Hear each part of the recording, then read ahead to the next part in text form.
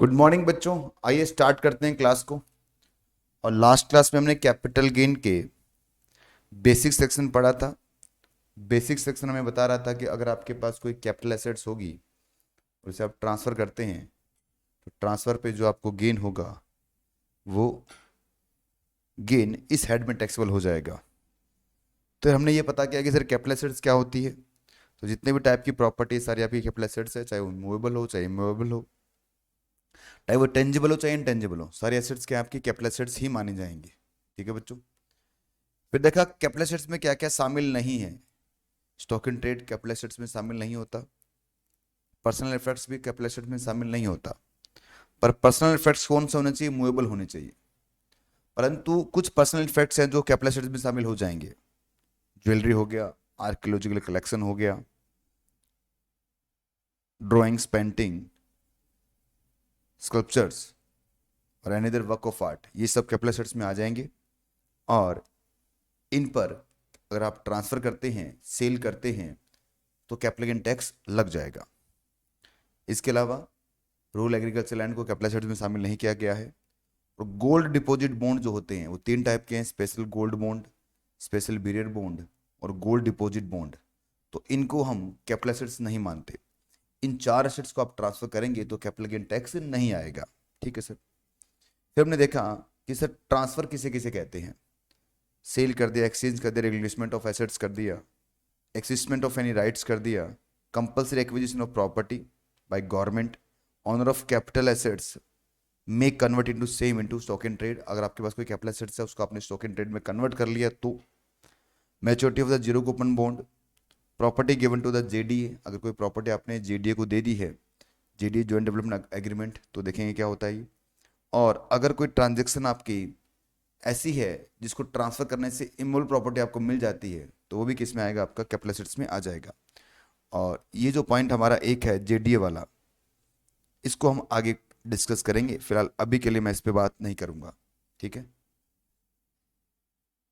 Good morning Tisha, good morning Anmol Singh, good morning Mohit Singh Rajawat. ठीक है, चलिए बढ़ते हैं, क्लास को आगे बढ़ाते हैं और आज हम इसमें आगे की बातें करते हैं। चलो भाई लिखना स्टार्ट करो मेरे साथ साथ। नेक्स्ट पॉइंट है इसके अंदर कंप्यूटेशन।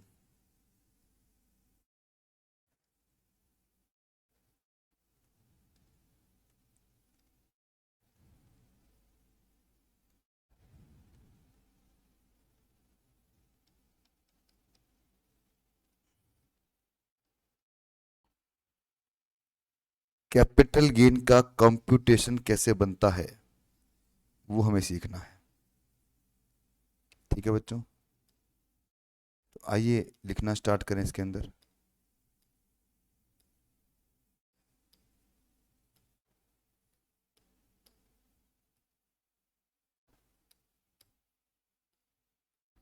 चलिए, सबसे पहले होता है full value of consideration.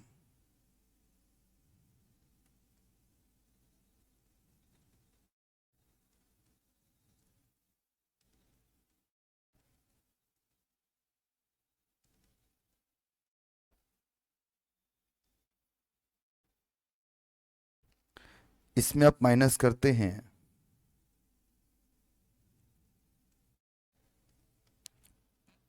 Transfer expense.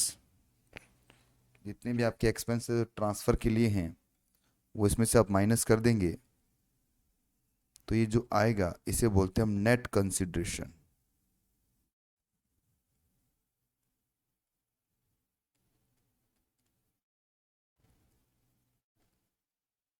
ठीक है बच्चों, ये बन गया आपका net consideration.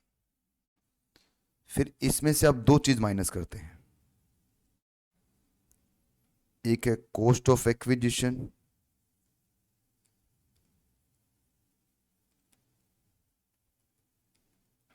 Cost of acquisition, और एक है कॉस्ट ऑफ इंप्रूवमेंट।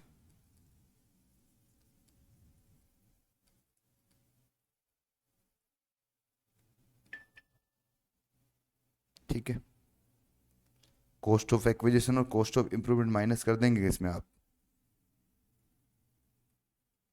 तो बचेगा उसे बोलते हैं हम कैपिटल गेन।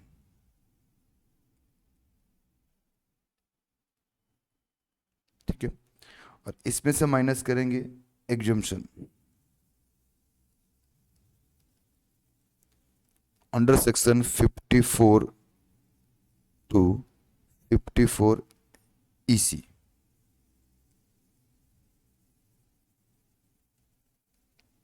ऐसे और भी हैं बहुत सारे एग्जाम्पशन इसमें, तो वो माइनस कर दोगे आप, तो जो बचेगा उसे बोलते हैं हम टैक्सेबल कैपिटल गेन।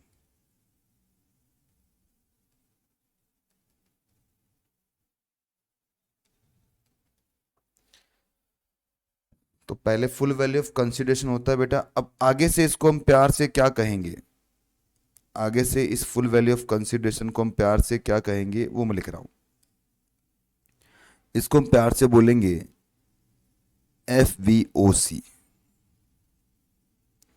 इसे मैं कहूंगा नेट कंसिडरेशन NC।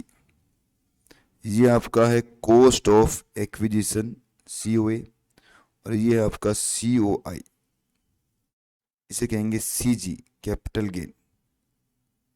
ठीक है, तो इसके ये शॉर्टकट्स लिख लो बेटा, क्योंकि क्वेश्चंस वगैरह में भी यही लिखा आता है, तो आपको ये पता रहना चाहिए। और जब क्वेश्चन सॉल्व करेंगे तो मैं भी इसको ये ऐसे ही लिखूंगा, फुल वैल्यू ऑफ कंसिडरेशन को FVOC बोलूंगा, एक ही बात है बेटा, है ना, तो उससे फर्क नहीं पड़ता।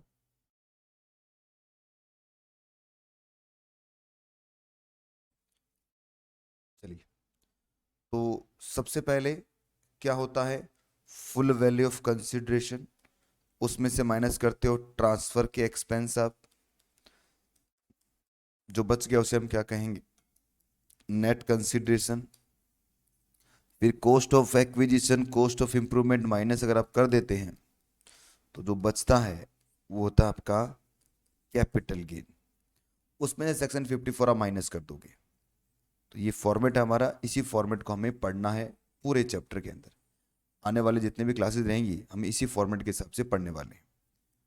Full value of consideration, transfer expense, ये माइनस कर दिया आपने, ये आ गया net consideration, cost of acquisition और कॉस्ट ऑफ इम्प्रूवमेंट, ये दोनों माइनस कर दिया आपने, तो ये आ गया आपका कैपिटल गेन। ठीक है बच्चों, तो यही चीज़ें चलेंगी। ये सारी बातें सर कहाँ लिखी गई हैं, तो बताऊं बच्चों आपको, इसको लिखा गया है अंडर सेक्शन 48 में।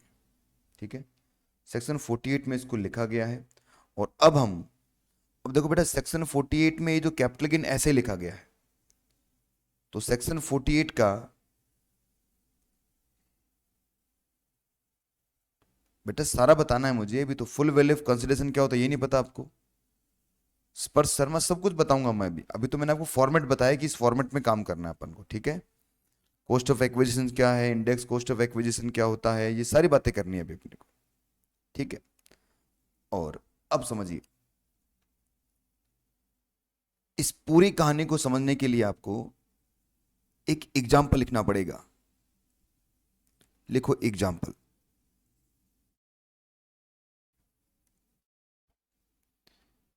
Mister A purchase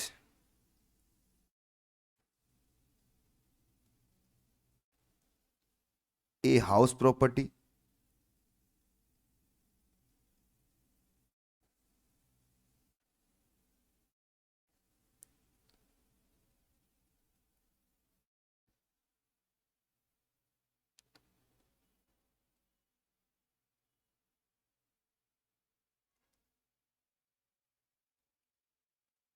Mr. A purchased a house property on 1st January 2020, rupees 50 lakh. Mr. A sold such property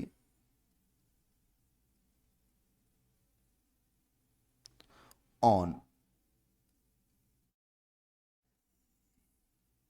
30th June 2020, rupees 80 lakh,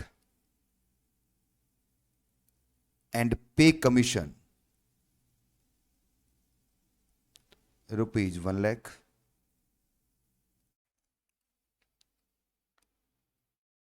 calculate capital gain. आपको कैपिटल गेन कैलकुलेट करना है, ठीक है। तो बच्चों, capital gain कितना होगा? सबसे पहली बात, ये प्रॉपर्टी आपने परचेज कब की थी? 1/1/2020 को। कितने में परचेज की? 15 लाख में। क्या ये हाउस प्रॉपर्टी कैपिटल एसेट्स है क्या? दुनिया की सारी एसेट्स कैपिटल एसेट्स है, सिर्फ 4 को छोड़ दो आप। पहला स्टॉक इन ट्रेड, दूसरा पर्सनल इफेक्ट्स, और वो भी क्या होना चाहिए? मूवेबल होना चाहिए। तीसरा agriculture land, rural agriculture land, और चौथा क्या हो गया आपका? Gold bond. तो बताओ, ये इन चारों में से कहीं पर फॉल हो रही है क्या? नहीं सर। इसका मतलब ये जो एसेट आपकी, ये क्या है? कैपिटल एसेट्स है, ठीक है। इसको ट्रांसफर किया हमने। ट्रांसफर मतलब बेचा कब है बच्चों? इसको बेचा है प्रॉपर्टी को 30/6/2020 को। बेचा कितने में? 18 लाख में। तो सेल वैल्यू कितनी आ गई आपकी? 18 लाख। और कमीशन कितना पे किया आपने? कमीशन कितना पे किया? 1 लाख रुपए का। कैपिटल गेन निकालना है। तो पहले बिल्कुल सिंपल बेसिक क्वेश्चन बना रहा हूं बेटा मैं।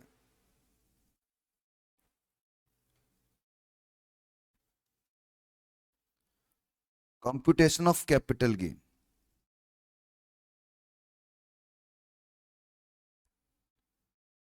For assessment year 21-22 of mister A.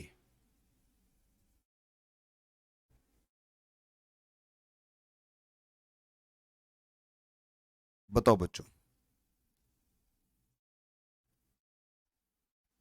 Full value of consideration कितना है?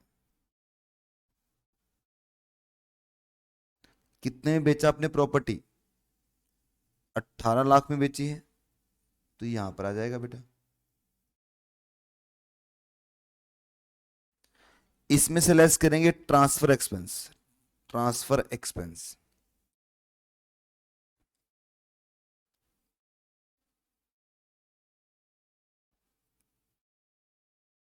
बताओ जी बच्चों, कितना ट्रांसफर एक्सपेंस किया आपने? 1 लाख रुपए का।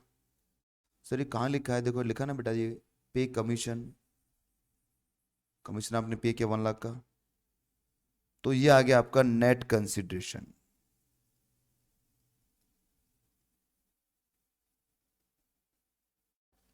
कितना बच्चों ये? Net consideration 17 lakh. इसमें से लेस करेंगे हम।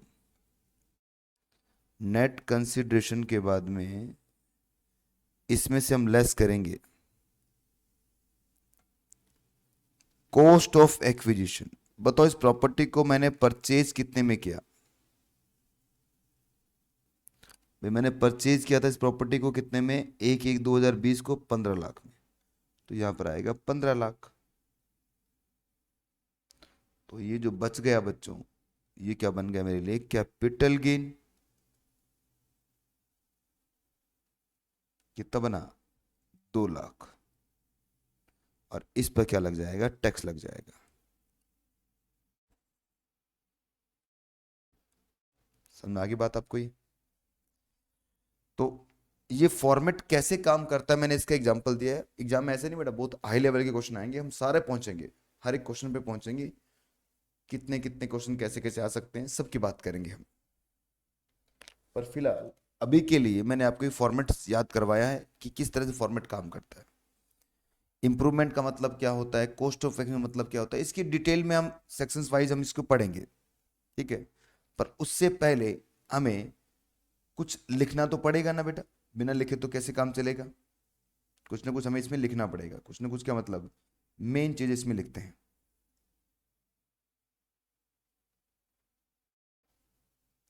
लिखो बच्चों, टाइप ऑफ कैपिटल गेन। अब कैपिटल गेन जो हमारा है वो 2 टाइप का होता है। अगला पॉइंट आएगा इसमें, next point.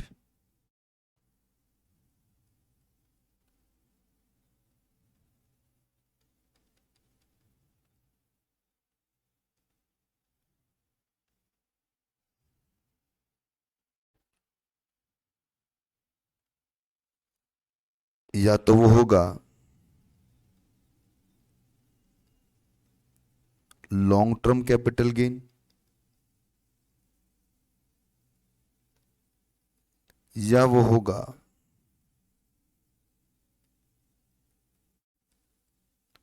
Short term capital gain. ठीक है ना। तो टाइप की हम बात करें तो या तो होगा वो लॉन्ग टर्म कैपिटल गेन या होगा वो शॉर्ट टर्म कैपिटल गेन। तो सर कौन सा लॉन्ग टर्म होगा और कौन सा शॉर्ट टर्म होगा, उसकी बात हम सीखते हैं। ठीक है ना। तो उसके लिए आप छोटा सा एक टेबल बनाइए बेटा, table.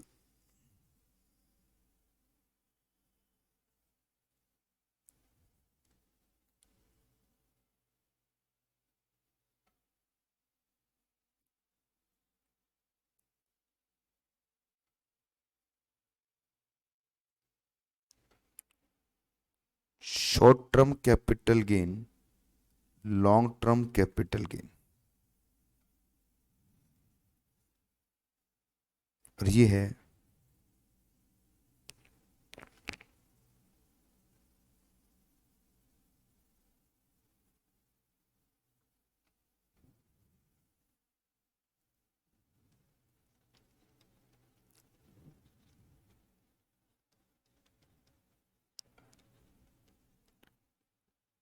Type of capital assets. ठीक है।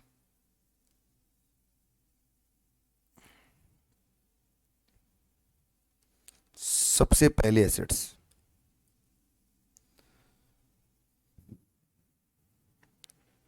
Number one,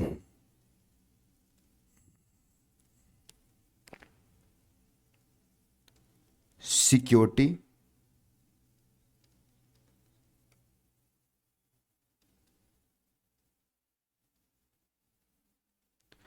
other than unit,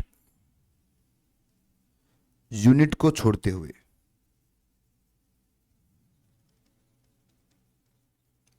listed in recognised stock exchange,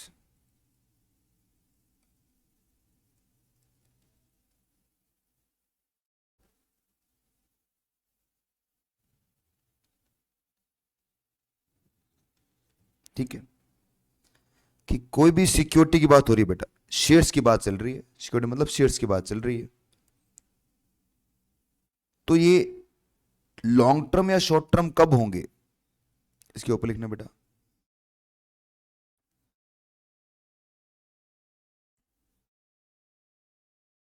period of holding, बताऊं क्या होता है ये? तो लो कहता है अप टू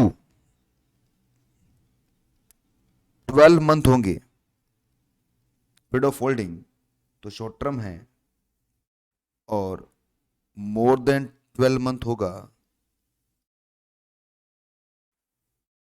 तो ये क्या होगा, लॉन्ग टर्म। ये पहला सेट, लिख लो एक बार, सब समझाता हूं मैं। दूसरा,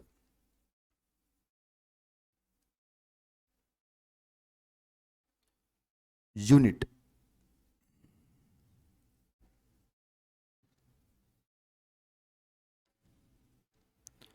ऑफ इक्विटी फंड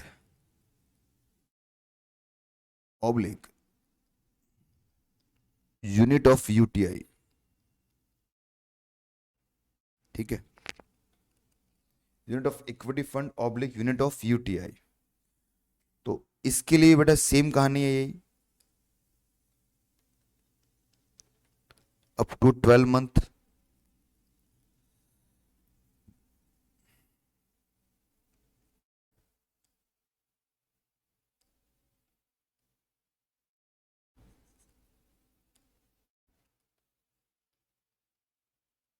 और मोर देन 12 मंथ। थर्ड में लिखो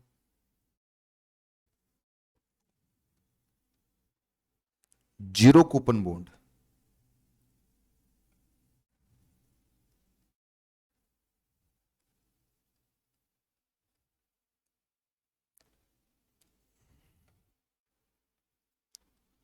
up to 12 month, more than 12 month. ठीक है, तो ये ठीक तो है, पर पता नहीं क्या पढ़ा रहे हो आप। अरे लिख लो, नोट्स पढ़ाने जरूरी हैं। समझा तो मैं 1 मिनट में दूंगा आपको ये। Point number 4, unlisted share. इसका कलर चेंज करेंगे, कलर क्या करें, ग्रीन कर लेते हैं।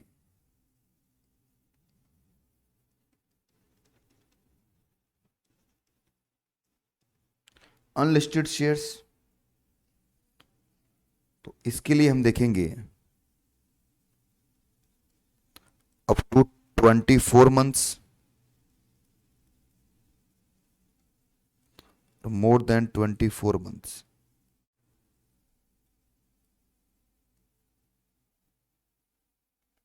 यूनिट ट्रस्ट ऑफ इंडिया, तीसरा बेटा यूटीआई का मतलब होता है unit trust of India. UTI बोलते हैं इसको, यूनिट ट्रस्ट ऑफ इंडिया, तो बहुत कम लोग जानते हैं इसका नाम। Point number 5, land and building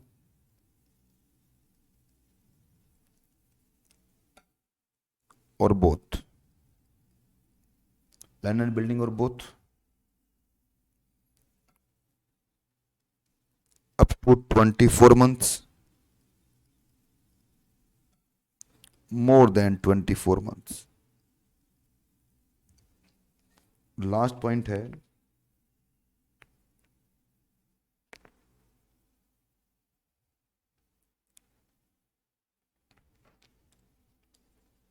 colour change करेंगे इसका,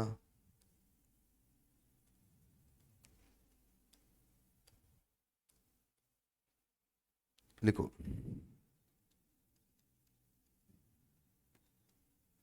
unit of debt oriented fund,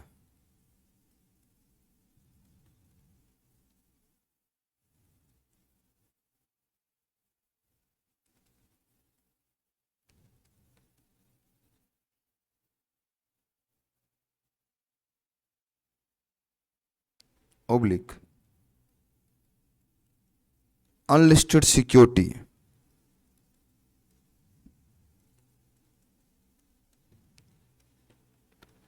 other than share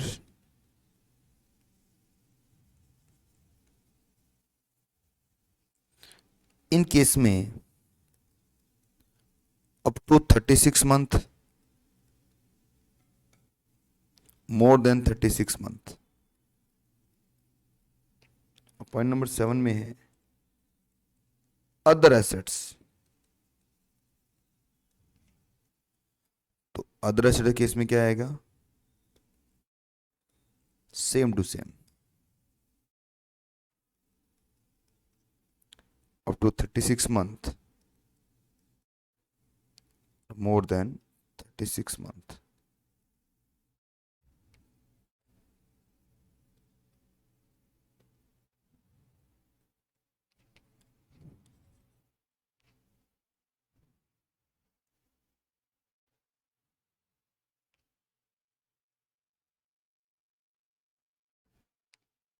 ये टेबल बना लो पहले, पूरा टेबल बना लो। अब इसको समझते हैं क्या है ये कहानी। मुश्किल नहीं है, आसान है बेटा, मुश्किल बिल्कुल भी नहीं है।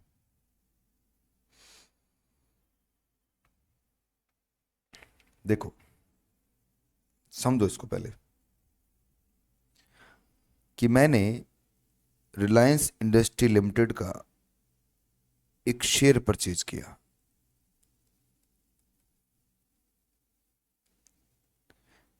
1 जुलाई 2016 को। अब मैंने इस शेयर्स को सोल्ड कर दिया 1 जनवरी 2021 को। तो बच्चा मेरी period of holding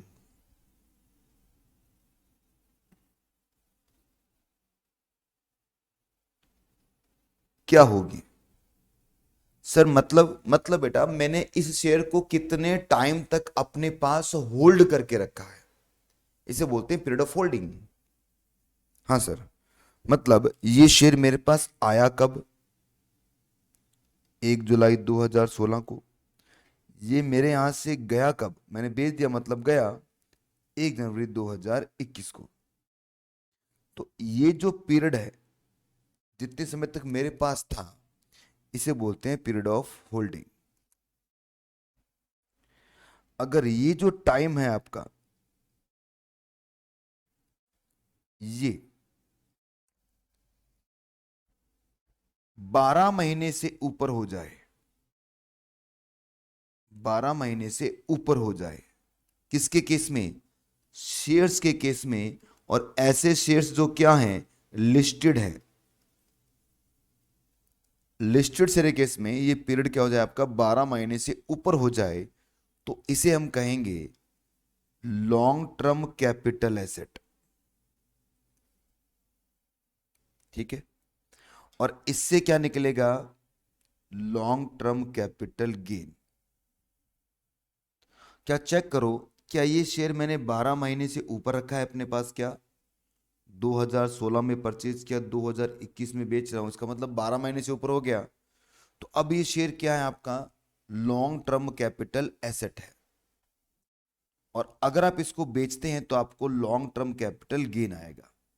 period of holding कितना इसका? 12 महीने से ऊपर, क्योंकि ये शेयर्स है।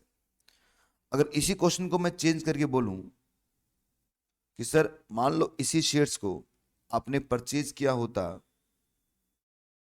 1720 को, तो पीरियड ऑफ होल्डिंग कहां से कहां देखोगे अब आप?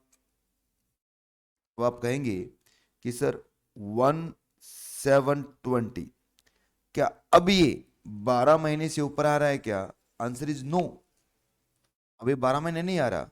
7, 8, 9, 10, 11, 12, 1, 2, 3, 4, 5, 6 महीना आ रहा है केवल।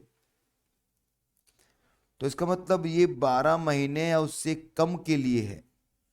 तो ये बन गया आपका शॉर्ट टर्म कैपिटल एसेट, और इसको बेचने से क्या आएगा? शॉर्ट टर्म कैपिटल गेन आएगा। तो बच्चों बात समझ में आ रही है आपको? तो कब शॉर्ट टर्म कैपिटल गेन आएगा और कब लॉन्ग टर्म कैपिटल गेन आएगा, उसकी कहानी हमें पढ़नी है। शॉर्ट टर्म कब आएगा बच्चों? सबसे पहली बात कि अगर कोई शेयर्स की बात हम करें, अब आ जाओ बेटा टेबल में, अब आ जाओ टेबल के अंदर। अगर हम किसकी बात करें बेटा? सिक्योरिटी, मतलब शेयर्स, डिवेंचर्स वगैरह। शेयर्स हो गया, डिवेंचर्स हो गया, और ये अगर लिस्टेड है रिकॉग्नाइज्ड स्टॉक एक्सचेंज। बताओ बच्चों, रिकॉग्नाइज्ड स्टॉक एक्सचेंज इंडिया में कितने हैं? सिर्फ 2 ही हैं। कौन कौन से हैं? एक तो एनएसई है और एक बीएसई है। ज्यादा बच्चों आपको नाम इनका, नेशनल स्टॉक एक्सचेंज और बॉम्बे स्टॉक एक्सचेंज। ठीक है, तो अगर कोई सिक्योरिटी लिस्टेड है नेशनल स्टॉक एक्सचेंज या बॉम्बे स्टॉक एक्सचेंज पर, तो इसका मतलब अगर आपने उस सिक्योरिटी को 12 महीने तक अपने पास होल्ड कर लिया, अपने पास रख लिया, तो ये लॉन्ग टर्म बन जाएगा। 12 महीने से कम के लिए रखा है तो ये क्या बनेगा? शॉर्ट टर्म बनेगा। ठीक है बच्चों, अगर सर पूरे 12 महीने रखा होगा तो भी शॉर्ट टर्म है बेटा। क्या लिखा? अप टू 12 मंथ, पूरे 12 महीने शॉर्ट टर्म। 12 महीना 1 दिन होगा तो ये लॉन्ग टर्म हो जाएगा। ठीक है, equity, unit of equity fund या यूनिट ऑफ यूटीआई, ये अपने 12 महीना देखना है इसके लिए भी, या जीरो कूपन बॉन्ड, इनके लिए भी कितना देखना? 12 महीना देखना है। इसे लॉन्ग टर्म या शॉर्ट टर्म कैपिटल गेन बनाना है, तो अगर आपने इसको 12 महीने तक होल्ड कर लिया तो ये क्या बनेगा? Long term, sorry short term. 12 महीने से ज्यादा के लिए होल्ड किया है तो ये क्या बन जाएगा? लॉन्ग टर्म बन जाएगा।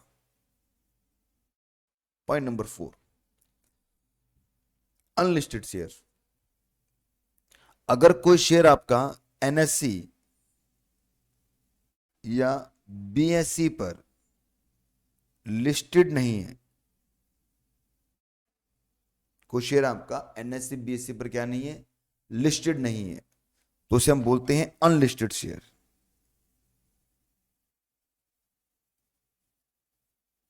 ठीक है बच्चों। और अनलिस्टेड शेयर्स के लिए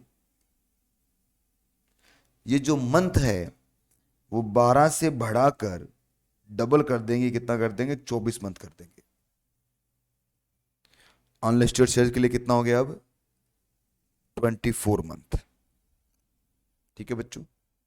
तो 24 मंथ तक तो शॉर्ट टर्म रहेगा, 24 मंथ से क्या हो जाएगा, ऊपर लॉन्ग टर्म हो जाएगा। इसके अलावा कोई लैंड एंड बिल्डिंग है आपके पास, लैंड एंड बिल्डिंग जो इमोल प्रॉपर्टी होती है उसकी बात कर रहे हैं, 24 मंथ तक आपके पास रहेगा तो शॉर्ट टर्म, 24 मंथ से ज्यादा होगा तो क्या बन जाएगा, long term. Unit of debt oriented fund, unlisted security other than shares. अगर इक्विटी ओरिएंटेड फंड होगा तो 12 महीना देखना है, और डेट ओरिएंटेड फंड होगा तो 36 महीना देखना है। या unlisted security other than shares, debenture जो आपके अनलिस्टेड थे तो वहां पर कितना देखना है आपको, 36 मंथ देखना है। 36 मंथ से ऊपर क्या हो जाएगा, ये लॉन्ग टर्म हो जाएगा। इसके अलावा कोई भी अगर आपके पास एसेट्स है, अदर एसेट्स, ज्वेलरी हो गई, पेंटिंग हो गई, है ना, तो उसके लिए कितना देखोगे आप, 36 मंथ देखोगे। एक बार फिर रिवाइज करते हैं बेटा इसको। नंबर 1, सिक्योरिटीज के लिए जो लिस्टेड है 12 महीना,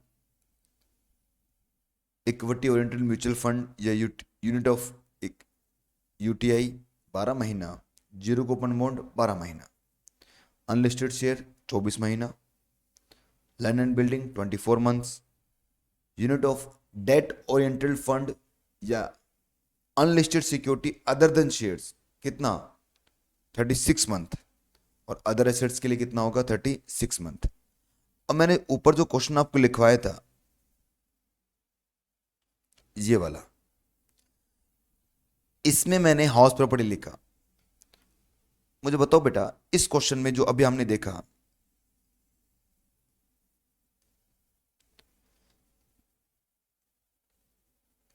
पॉइंट 6 का मतलब क्या है, पॉइंट 6 बेटा,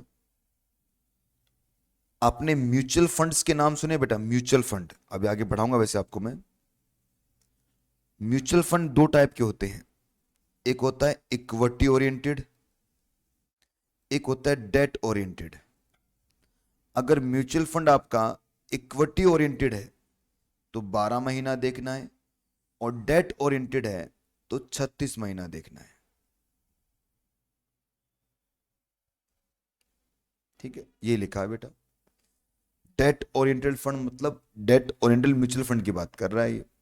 और अनलिस्टेड सिक्योरिटी, कि कोई सिक्योरिटी आपकी लिस्टेड नहीं है, कहां लिस्टेड नहीं है, एनएससी बीएससी में यही लिस्टेड होती है बेटा, और वो क्या नहीं है, वो शेयर्स नहीं है, मतलब वो क्या है फिर, डिवेंचर्स वगैरह हैं, तो कितना देखोगे आप, 36 देखोगे फिर।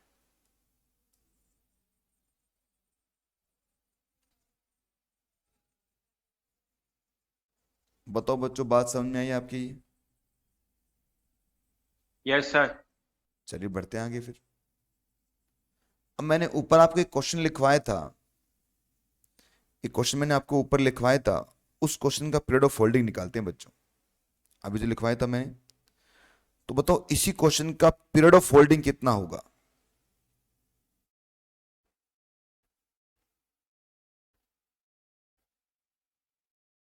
पर शॉर्ट टर्म। सर ये परचेज किया शॉर्ट आपने, टर्म ही है सर, 6 मंथ्स ही हो रहा है, 7 मंथ्स ही होल्ड कर रहा है। इसको बेचा कब आपने, 30 जून को सर। इसका मतलब कितने महीने, 7 month sir, 7 month. 6 month sorry, बेटा, 7 मंथ 6 मंथ। कैसे हो जाएगा। तो इसका मतलब ये क्या बन गया आपका, शॉर्ट टर्म कैपिटल एसेट बन गया, और इससे आपको शॉर्ट टर्म कैपिटल गेन आएगा। ठीक है बच्चों। अब हम एक पॉइंट और लिखेंगे जो आपको यहीं पे लिखना है।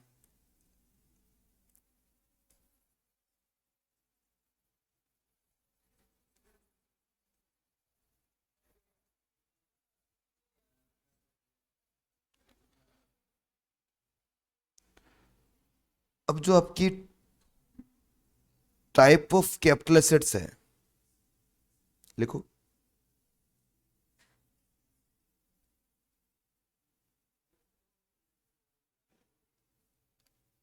वो दो टाइप की है बच्चों।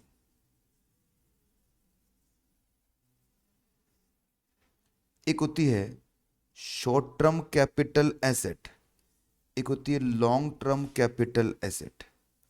शॉर्ट टर्म का मतलब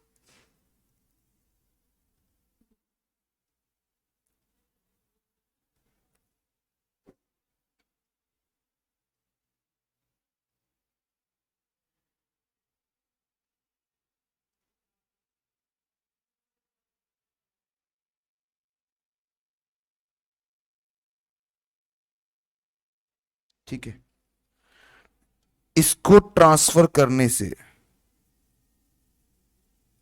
आपको शॉर्ट टर्म कैपिटल गेन आएगा, और इसको ट्रांसफर करने से, ट्रांसफर का मतलब आपने देखा ही था बेटा सेक्शन 214 के अंदर, इसको ट्रांसफर करने से क्या आएगा आपको, लॉन्ग टर्म कैपिटल गेन आएगा। अब जो कैपिटल गेन है दो टाइप के हैं, शॉर्ट टर्म और लॉन्ग टर्म। अब शॉर्ट टर्म कब होगा, उसके लिए आपको उसकी पीरियड ऑफ होल्डिंग देखनी पड़ेगी, कितने समय तक आपने उसे होल्ड किया है, वो डिपेंड करता है कि वो शॉर्ट टर्म है या लॉन्ग टर्म है, उसकी पीरियड ऑफ होल्डिंग पर डिपेंड करता है। ठीक है बच्चों, तो अगर वो शॉर्ट टर्म है, अगर वो शॉर्ट टर्म है इसका मतलब क्या हो गया, उस पर शॉर्ट टर्म कैपिटल गेन आएगा।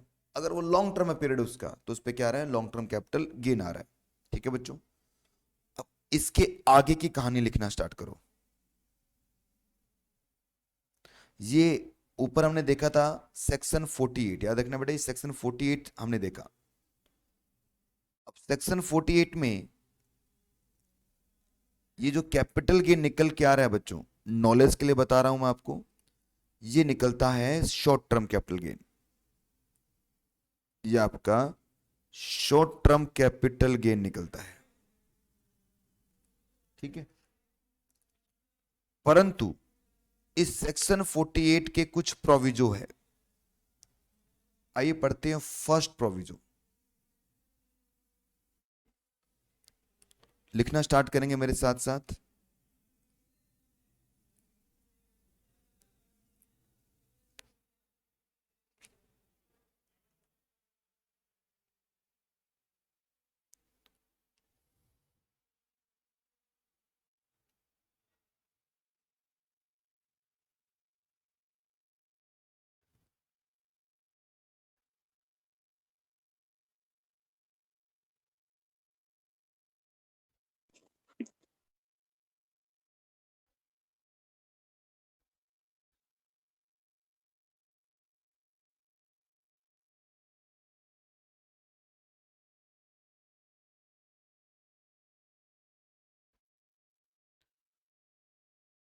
Proviso to section 48। प्रोविजो का मतलब कि जो सेक्शन 48 में लिखा है वैसा नहीं होगा, कुछ और होगा।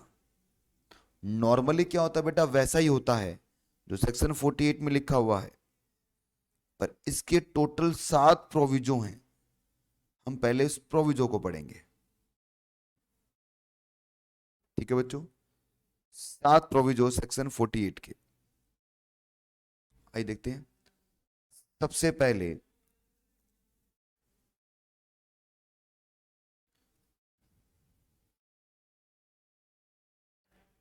फर्स्ट प्रोविजो,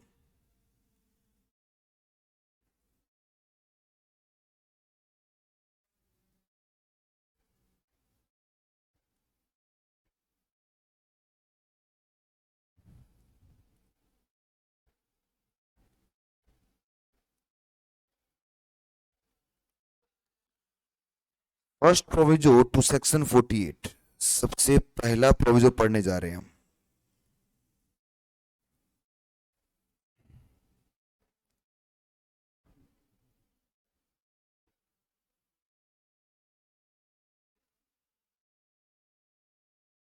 ए नॉन रेजिडेंट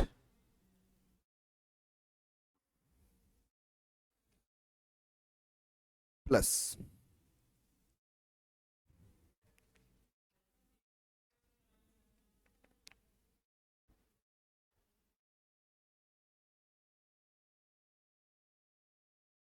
परचेज शेयर और debenture of Indian company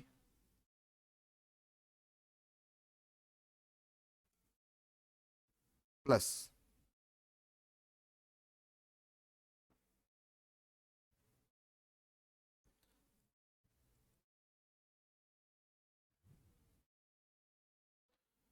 such share or debenture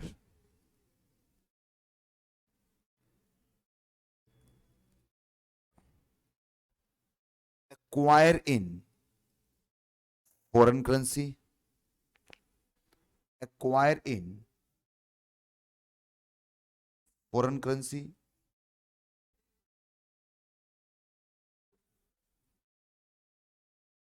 देखो मैंने इसमें 3 प्लस के निशान लगाए हैं,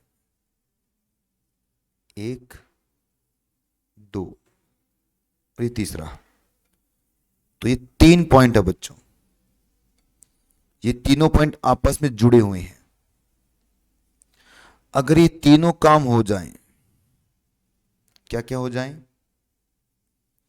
कि एक नॉन रेजिडेंट ने इंडियन कंपनी के शेयर्स या डिवेंचर परचेज किए हैं फॉरेन करेंसी में, तो क्या होगा, then capital gain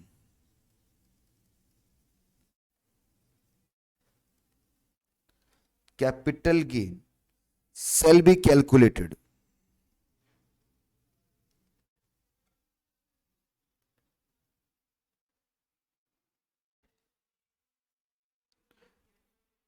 in foreign currency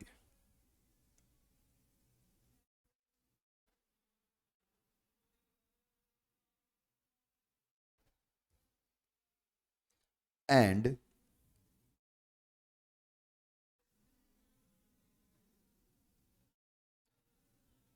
after that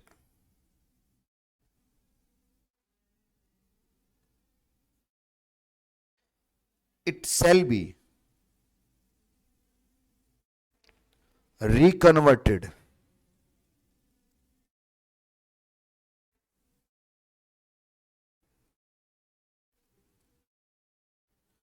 into Indian currency.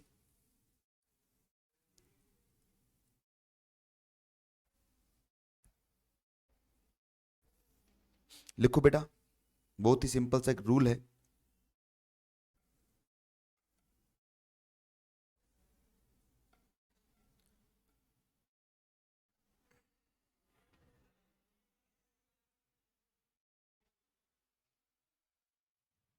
देखो कहना क्या चाहता है लो ये कह रहा है कि अगर आपने कोई, आप एक नॉन रेजिडेंट है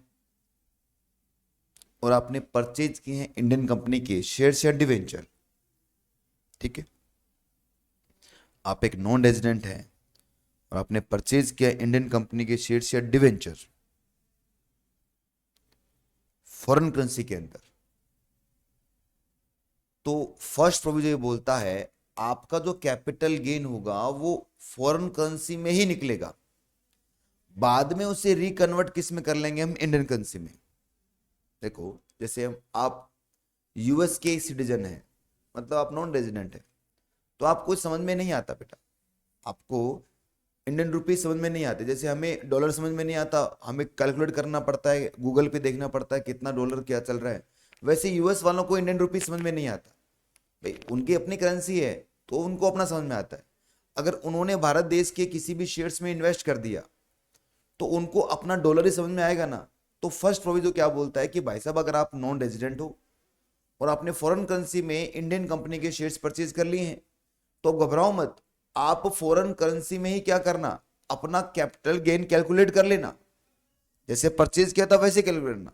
और जब कैलकुलेट कर लिया आपने अपना फॉरेन करेंसी के अंदर कैपिटल गेन, फिर उसको रिकन्वर्ट हम किस में कर देंगे, इंडियन करेंसी में।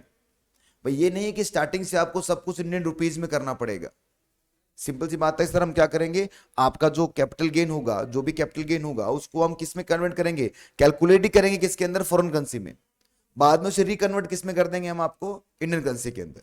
ठीक है, तो यही लिखा है बेटा first provision section 48, A non resident purchase shares and debenture of the Indian company, such share or debenture acquired in foreign currency, then the capital gain will be calculated in the foreign currency and after that it shall be reconverted into Indian currency। बताओ बच्चों, बात समझ में आई आपको ये? ठीक है, इस पे अब हमें क्वेश्चन लिखना है, पर आज नहीं, हम कल इस पे क्वेश्चन लिखेंगे। आगे के क्वेश्चन लिखने पड़ेंगे ना बेटा, बिना क्वेश्चन समझ में नहीं आएगा कि सर इसको प्रैक्टिकली कैसे इंप्लीमेंट करना है, तो बिना क्वेश्चन समझ में नहीं आएगा। इसलिए इस पर हम क्वेश्चन लिखेंगे जो कल लिखेंगे, आज नहीं लिखेंगे। ठीक है, तो आज के लिए क्लास को मैं यही रोकता हूं, मिलेंगे बेटा अगली क्लास में, तब तक के लिए बाय, घर पे रहो, सेफ रहो।